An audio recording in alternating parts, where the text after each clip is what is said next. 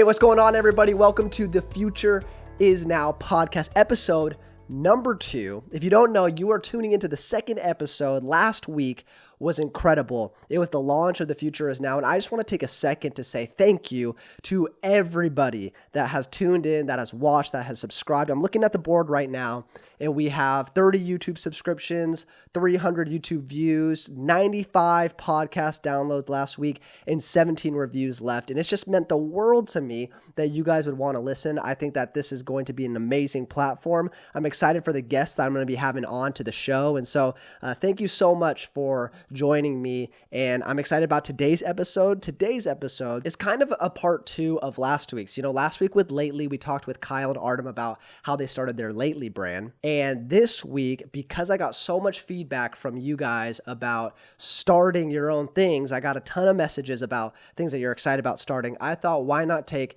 a day in an episode to talk about how to start something in 2021. Wherever you are joining from, make sure that you subscribe, you like the video, you give a thumbs up, you leave a review on podcasts. It helps promote it and it helps spread the word to people around, to your friends and family. So thank you so much for already engaging and doing that. And you might say, Spencer, start what? That's a good question. You could start a business. You could start a YouTube channel. You could start an Instagram page. You could write a book. You could start acting. There's so many things. You could start an a cappella group.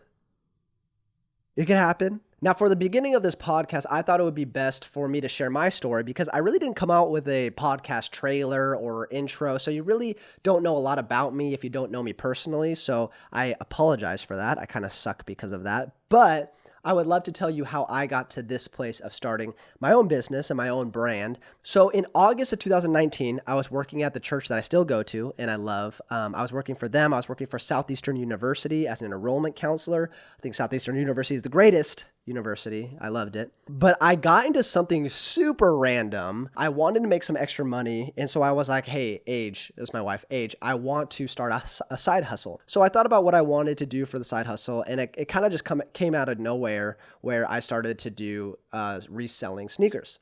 And I don't know how I got into it, but it just all of a sudden was something that I was doing where I was buying sneakers and reselling them. And for the first time in my life, I kind of just started this random side hustle and I actually ended up loving it. You can ask my wife. It was so crazy because I just wanted a little bit of extra cash at the time. But all of a sudden, for the first time, I flexed this entrepreneurship muscle inside of me.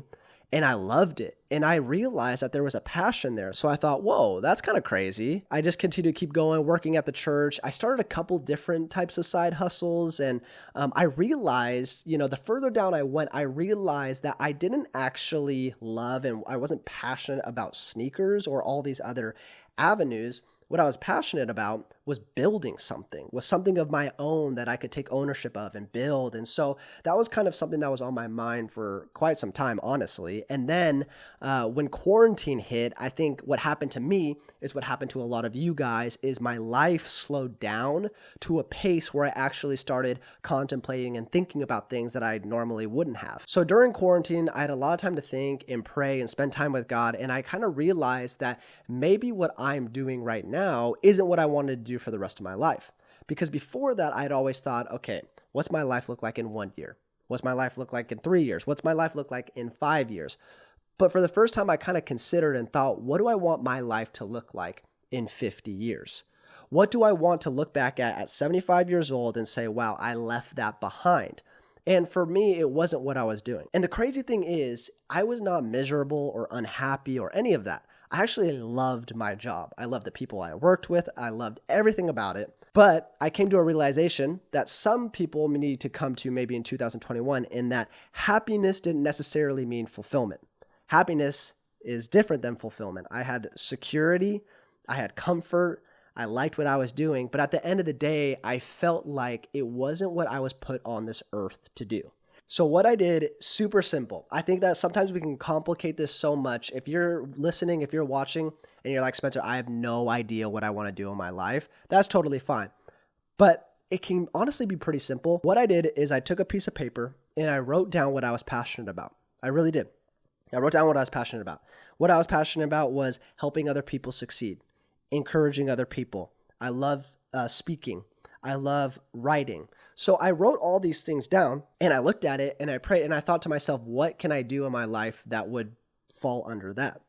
Because at the end of the day, that might seem selfish of, oh, you're just being greedy with what you want. But let me ask you this. What passions do you have in your heart? What are you super, super passionate about? Okay. Next question is, who do you think put those passions there? Where did they come from? Because for me and my belief, I believe that our passions come from God. It's how He created us. It's how He wired us to be able to love certain things and dislike other things. So I looked at my passions and I said, I want to do something like that. And through process of 2020 quarantine up until now, I decided to build a brand around leadership that helps empowers young leaders and helps the church, helps the business world. And let me tell you, I'm 2 months into it. It's a lot of work. It's a lot of time. But I am the most fulfilled and happy I've ever been in my entire life. It's because I'm doing what I'm designed to do. And of course, I'm 2 months into this. So I am not coming at this as I am the experienced, wise person, listen to my wisdom. I'm just trying to share a story and hope encourage you that if you're in the same seat as I was last year thinking, man, I don't know if I'm doing what I was meant to do on this earth, then there's a process to get to that point, to do what you are passionate about. So it's one thing to consider and say, oh, that would be cool to do. That would be cool to start something in 2021. But it's a whole other thing to actually jump in and do it. And there's a few things that I think that we have to overcome before we even consider doing that. I think before anything else, we have to ask ourselves, what is the motive of what I'm doing? I think that there's a selfish motive and an unselfish motive. I think, what are you building in 2021? Does it benefit others or does it benefit yourself? I'm going to be super honest and transparent that for a lot of my life, while I was in the process or the business of helping other people, I think at the end of the day, there was a selfish intent in my heart at times where I would say, okay, what is my life going to look like in 3 years? What is my life going to look like next year? How can I advance myself? And that's a hard lane to run in because when motivation is just running dry in whatever you're doing, if you're doing something to advance yourself, then it's just going to end there. But when you're doing something for the benefit of other people, whenever motivation runs dry, you're still going to have that drive and that passion because you know that other people are relying on you. And so in 2021, make sure that what you're doing isn't just for yourself. I mean, like if you want to decide to, I'm going to be a millionaire because I want to be rich and drive cool cars and whatever, like good luck, but this isn't for you then. You can turn off the podcast if that's you. But if you're saying you want to build something that will help other people in the long run, I say 2 thumbs up. Let's go. Let's go on to the next thing because that is an amazing thing to build anything off of. Look at any successful business and you'll see how it helps other people. Another thing that we have to consider when building something in 2021 is the fear of what other people think and say. There's always going to be a fear of what people project onto you. You know, starting this whole thing, I had a huge fear, and that fear wasn't valid, but it was, oh, I wonder what people will think of what I'm doing. I knew my motives were good, but I still had that underlining fear or thought in the back of my head of, man, I hope that people don't think that I'm doing this for the wrong reasons. Or, man, maybe somebody's thinking that I'm going to fail or people don't like what I put out or this or that. But at the end of the day, we have to be able to weather the voice of the masses because there's always going to be opinions. If you want to build anything great, you're always going to have critics. If you want to build anything powerful, you're always going to have doubters. And that's just going to be a natural thing of life because the world is imperfect and people are imperfect. So the insecurities that people feel, they have to project onto other people at times. And just because you're a victim of that doesn't mean that should stop you from trying to build something. And let me tell you, words of critics are hard to hear. They are. They're so hard to hear. And there's always going to be the words of the masses that doubt you. But when you're trying to build something great, you can do 2 things. You can listen to the critiques, you can listen to the haters, or you can turn your ear and you can listen to the voice that created the heavens and the earth, that created the mountains and the valleys. Everything you look around, the one that created that. And those are the same words that created you and put the passions inside your heart to build and do what you were called to do. And once you start listening to that voice, all other voices in your life will pale in comparison. I struggle sometimes with listening to things that are negative or comparison or doing that. But man, in 2021, to start, Just listen to the things that God has put inside of you and know that if he's put them there, he's going to equip you to do what you want to do. This is supposed to be a podcast, not a message, so I'm going to tone it back because I'm preaching a little bit, so I apologize. And the last thing that we honestly have to overcome is the fear of failure. Everybody fears failure. I don't like to admit that I do, but I'm terrified of failure naturally. I know that that's not really a healthy thing, but that is something that I have had to overcome in a huge way. I'm an Enneagram 3 wing 2, which means I like to project success, and I hate when I am looked at in any type of weakness. And so for me, starting something in 2021, I thought, man, what if this fails? What if this doesn't take off?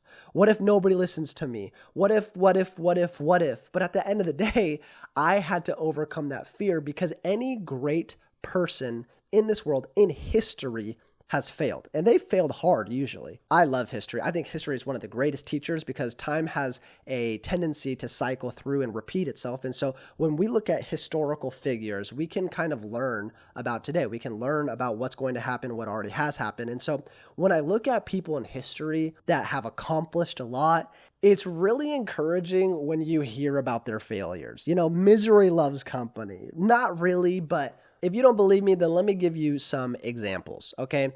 Albert Einstein, ring a bell? This man could not talk until he was 4 years old. Could not talk, couldn't speak until he was 4 years old. All throughout school, he would fail his exams, and yet he went on to be one of the greatest thinkers our world has ever seen. Okay, I'll hit you with another one. Henry Ford, father of the automobile. Basically, all cars are modeled off of the first Ford and adapted from that. And yet he had a business that failed before that. And then he had a second business that the board kicked him off of after that. And yet look at the legacy that he left behind. You want me to keep going? Okay, I'll keep going. More relevant figures for today. Jim Carrey, in his first stand-up comedy act, I'm not joking, in his first stand-up comedy act, he got booed off the stage. Jim Carrey did. And he went on to be one of the most prolific comedic actors ever. Okay? One of my favorite examples is J.K. Rowling. It took her 7 years to finish the first Harry Potter. Some of you guys can't even read for 7 minutes. It took her 7 years to write the first Harry Potter. And after 7 years, she submitted it, and all 12 publishing houses, major publishing companies, rejected her.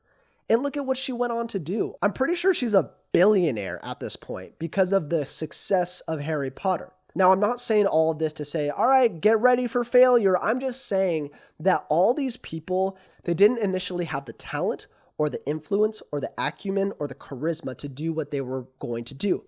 However, they had the drive and they had the passion and they had the discipline to keep going.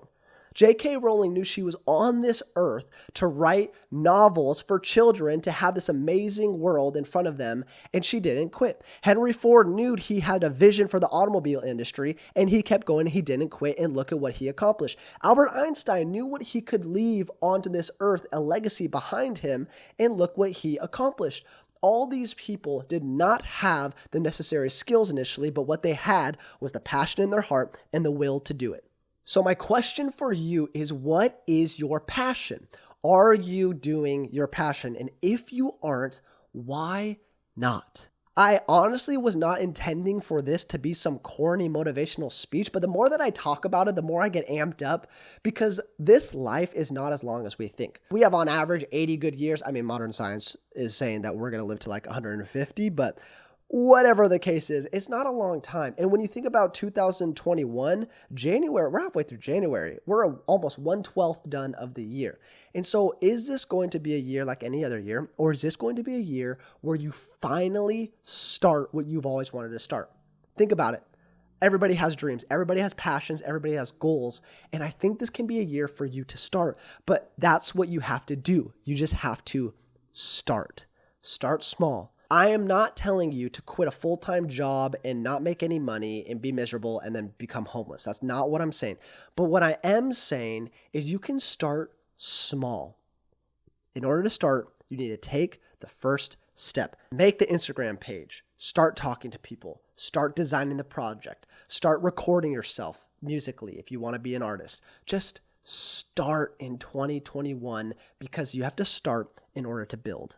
Thank you guys again for listening or watching the podcast. It truly means the world to me. And as I start this, it's so encouraging for me to see the support that's coming in. Make sure you leave a review if you're watching on podcasts and subscribe. Subscribe on YouTube and leave a thumbs up on this video. Thank you so much. I am really excited to hear the testimonies coming out of 2021 of people that are building and growing and creating something amazing. I'm excited for the next few episodes and guests that we're going to have on. We'll announce that soon. But for now, have a great Friday. Write down what you're passionate about and then ask yourself, why have I not started? We'll see you next time.